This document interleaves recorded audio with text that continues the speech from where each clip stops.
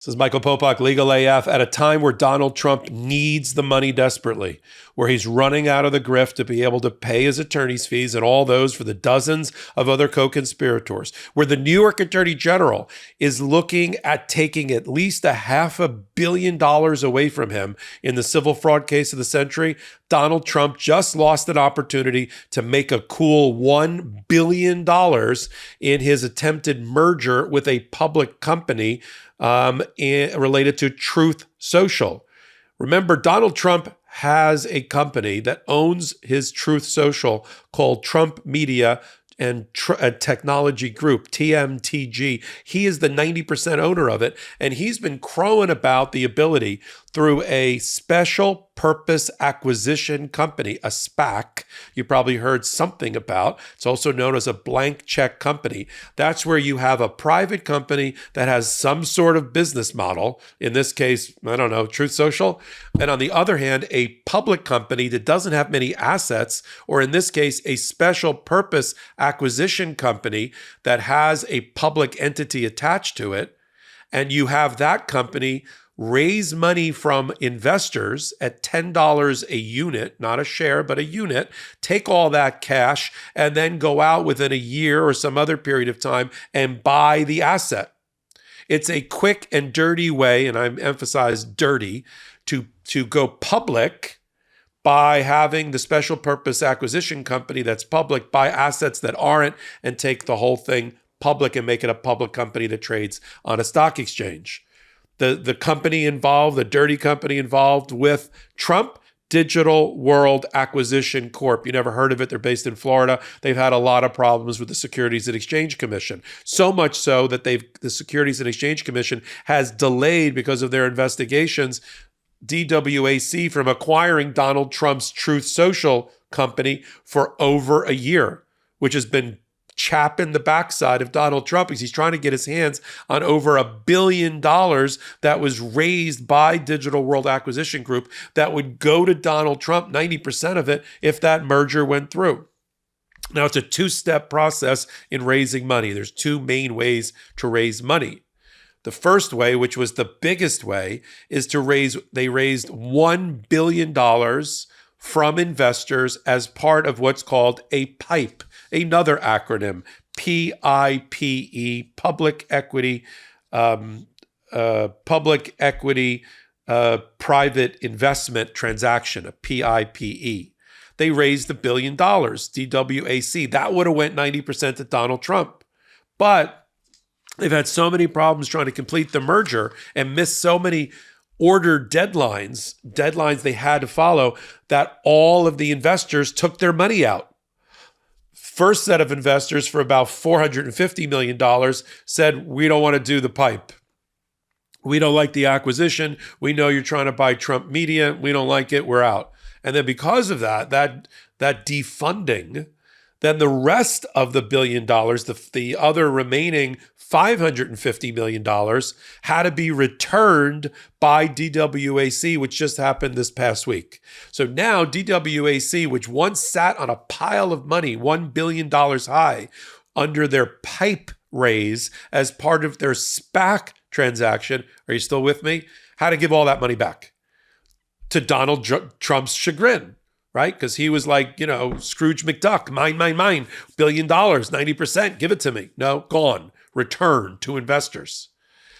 Donald Trump always trying to make lemonade out of lemons, even ones that are like this one, claimed through his spokespeople, including David Nunes, who used to be in the House of Representatives but followed Donald Trump over to this sinking Titanic of a media company. He said, this is good news. It's great news when your company loses its ability to collect $1 billion, because now we'll be able to finally do the merger with DWAC and we'll be a public company. The only problem with that is there's another fund of money that's for the merger, but that is only $293 million. So Donald Trump just lost $1 billion. The most he's going to get now is 90% of less than $300 million, which to you and me and the average person is a lot of money. But to Donald Trump, who has a tremendous burn rate, right? He's going through $50 million a month in personal expenses, operating expenses, and legal fees and the rest, that's not a lot of money. That'll float his boat for less than a year. He thought he was going to get $1 billion, which plugs a lot of holes in his finances and gives him a lot of money to take care of the civil fraud case in New York, to pay attorney's fees, to pay fines, to pay judgments, and that type of thing. But now he's lost access to it, and they're acting. I love it. It's like the band that was playing in the final moments on the Titanic. Everything's fine. It's great it's our business model. We want to lose $1 billion in order to get our hands on 300 million. Right. That sounds like do that every day. You'll do great in business. The great businessman that is Donald Trump. So that's the news for today. It's a little complicated, but I kind of walked you through it. Let me give you the highlights again for your talking points around the kitchen table or with your friends on social media. Donald Trump has been itching to do a merger with DWAC, a public company that's a SPAC, a special purpose acquisition company, also known as blank check. The SPAC raises the money. They're not supposed to tell the investors what they're thinking about investing in, but we know that DWAC did. And then when they got a big pot of money through a private investment in public equity, a PIPE of the over $1 billion, Donald Trump said, I'm going to get $1 billion now, or 90% of it. But because there was a holdup by the Securities and Exchange Commission because of potential fraud and insider trading related to all of these transactions, they ran out of time to do the deal under the terms of the PIPE, because that's a contract, and they had to return now $1 billion back, leaving the acquisition vehicle, the DWAC, only less than $300 million to make the transaction work with Donald Trump, which means if they are to merge finally, taking Donald Trump's company sort of public, he'll only get 90% of $300 million or less, depending upon the share price, not the $1 billion he was counting on. Not great news in any business to lose $700 million opportunity, but that's what's happened to Donald Trump. Couldn't happen to a nicer former president and coup leader. Where is the stock price? Because I talked about unit pricing or stock pricing.